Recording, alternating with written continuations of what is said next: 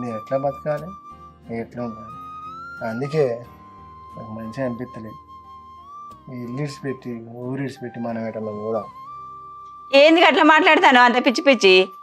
పోదాం, బయటికి పోదాం. అగో ఉన్న ఊరు కన్నతలతో సమానం. గట్లా మాట్లాడతాను ఏంది? మనకు భూమి లేదా, జాగ లేదా, ఇల్లు లేదా?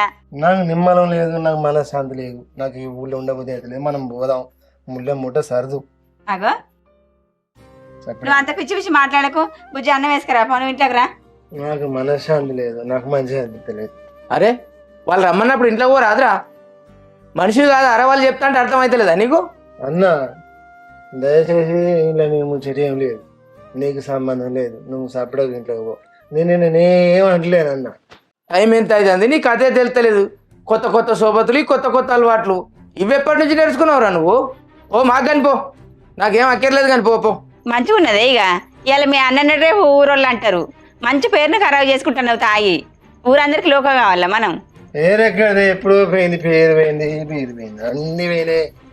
ఏది లేదు, ఊళ్ళో నుంచి బయటికి పోయి బతికేది ఒకటే ఉన్నాయి. ఊళ్ళో ఉండదు మనం. సరే కనరా పోదాంరా.